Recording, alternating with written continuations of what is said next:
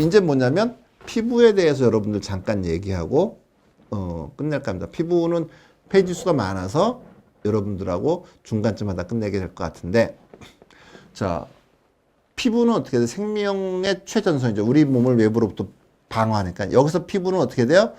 우리 밖에 피부도 있지만 어떻게 돼요? 우리 입서부터 시작해서 항문까지 연결되는 소화기계도 다 피부입니다, 여러분들. 그래서 어떻게 돼요? 우리 몸의 피부는 몸 속에 피부가 있고 몸 밖에 피부가 있는 거예요. 그래서 외부와 맞닿는 인체의 최대 방어선입니다.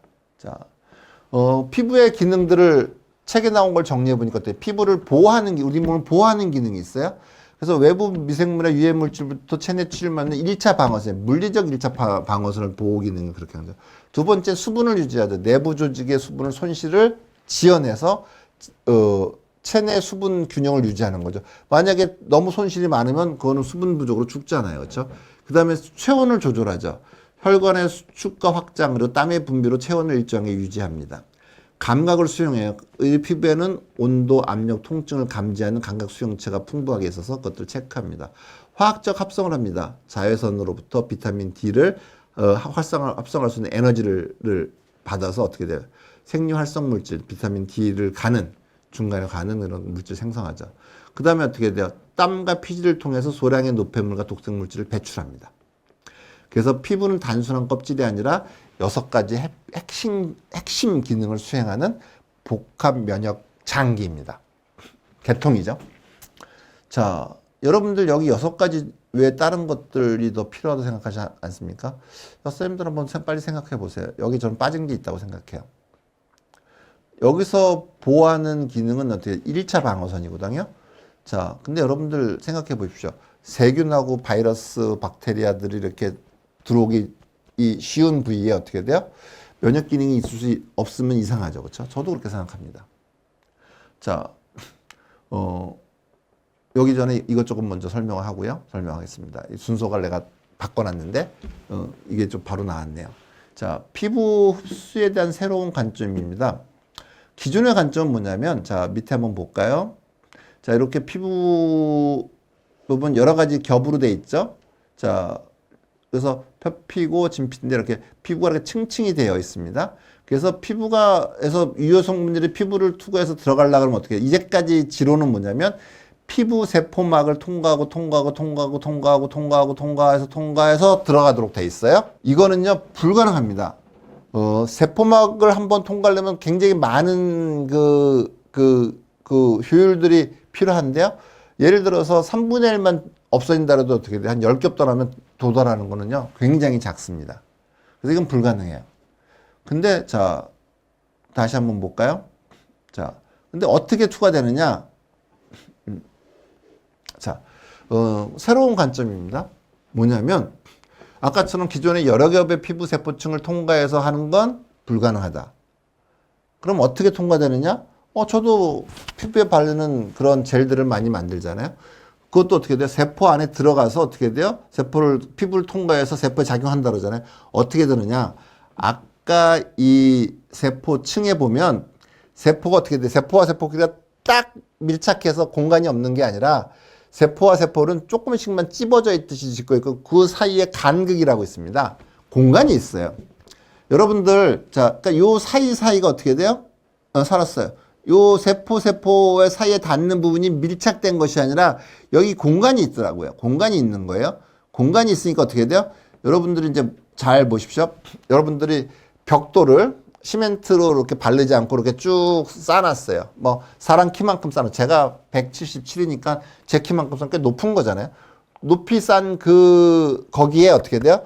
제일 위에 올라가서 내 키만큼 싼 다음에 어떻게 돼요? 좀 넓게 싼 다음에 거기다가, 물 한 동이를 쭉 부어보세요. 그러면 어떻게 돼요? 바닥에 물이 도달하는 시간이 얼마나 될까요? 거의 동시에 도달합니다. 물론 많은 양이 도달하는 데까지는 아니지만 중간에 로스도 있겠지만 어떻게 돼요? 금방 어떻게 돼요? 바닥에 물이 흘러요. 저는 피부 흡수가 그런 방식으로 된다고 생각합니다. 세포와 세포 간극 상을 통해서 하면 어떻게 돼요? 피부에 바르는 것들이 잘 흡수돼요. 특히 림프 순환제는 아까 그 간극에는 어떻게 피부 세포로 되면 퇴화하면서 거기에 있던 조직액들이 마르면서 거기에 조금의 어떤 그 장애물들을 설치하는데 림프순환제들이 그런 조직의 점도를 낮추니까 그런 것들을 녹여서 어떻게 돼요? 그 피부 흡수를 더 촉진합니다. 그래서 천연물 림프순환제들이 어떻게 피부 세포 간극을 막고 있는 노폐물들을 제거하는 게 녹이는 역할을 해서 그래요. 그래서 피부를 통한 흡수를 촉진해서 화장품이나 의약품 성분의 피부 내부의 효과를 빨리 전달을 시키는 거죠. 흡수를 촉진하니까요. 자, 제가 얘기하고 싶은 건 사실은 멜라닌 세포입니다. 멜라닌 세포는 면역 세포다 그러는데, 자, 한번 넘어가 보겠습니다. 자, 이게 이제 여러분들한테 제가 멜라닌 세포를 보여드리려고 일부러 이제 따온 거거든요.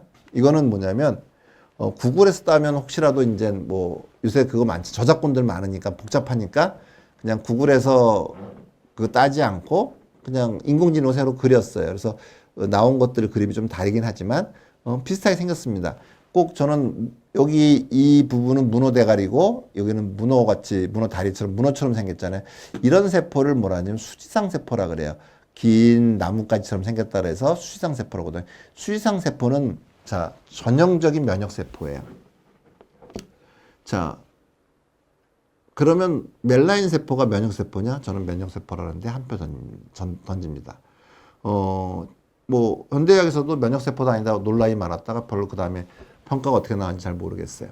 근데 이렇게 만든 구조는 면역 세포고요. 면역 세포들은요 어디냐면은 여기 이렇게 그냥 일반 피부 세포들은 그 세포들이 어떻게 하나가 두 개로 쪼개지고 두 개가 네 개로 쪼개지면서 어떻게 돼요? 그 자리에서 분화돼서 있는 세포고요. 이런 뭐냐면 수지상 세포들은 면역 세포들은 어떻게 여기서 만들어진 게 아니라 딴 데서 만들어져서 아메바 운동으로 여기까지 와서 거기에 지뢰처럼 자리 잡고 있는 거예요. 그래서 어떻게 돼요? 경우에 따라서 어떻게 외부 자극이 강할 때는 어떻게 돼요? 멜라닌 세포를 멜라닌 색소를 분비해서 자외선으로부터 피부를 보호하기도 하고요. 또 스트레스 받으면 어떻게 돼요? 그것들이 또 그냥도 자외선은 아니고도 배출되기도 하죠. 스트레스 받으면서 기미가 늘어나잖아요. 그리고 어떻게 돼요? 피부로부터 침투하는 어떻게 돼요? 바이러스, 세균, 진균들 또 원충들을 또 물리치는 그런 역할을 하겠죠. 그래서 어떻게 돼요? 피부의 기능이 아까 6가지 중에 어떻게 돼요? 피부 보호하는 것에 물리적 방어뿐만 아니라 어떻게 돼요? 자, 멜라닌 색소에 의해서 면역 세포에 의해서 바이러스나 병원성 미생물을 침투하는 걸 억제하는 면역 기능이 있다고 저는 생각을 합니다. 한번 찾아볼까요? 자, 그래서 어떻게 돼요? 피부는 인체 일체 방어선에서 항상 병원성 미생물, 오염물질에 노출되는데 이때 강력한 면역 반응 제거가 필수입니다. 왜? 거기 수요가 많으니까 공급이 많을 수밖에 없는 거예요. 우리의 진화는 그렇게 된 거예요. 수요가 많으면 어떻게 공급이 당연히 늘어나죠. 경제의 법칙만 아니라 진화의 법칙도 마찬가지입니다. 자, 피부 속의 면역세포의 존재와 역할입니다. 진피층의 다양한 어떻게 면역세포가 활동하고 각종 필요시하는 각질까지 이동해서 방어를 합니다. 멜라닌 세포가 아까 수지상 세포라고 했잖아요. 수지상 세포는 면역 세포입니다. 그래서 면역 방어에 관여하는 가능성이 높습니다. 그래서 새로 치료제를 내는 멜라닌 세포의 면역 기능이 규명되면 피부염이나 자가 면역 질환에 대한 새로운 치료 전략이 가능하다고 생각합니다. 저는 어떻게 돼요? 피부의 염증을 일으키는 모든 증상에서 항생제로 듣지 않는 염증은 저는 바이러스 감염증이라고 생각합니다. 하다못해 민감성 피부, 그 다음에 안면 형조도 저는 바이러스 감염증으로 봅니다.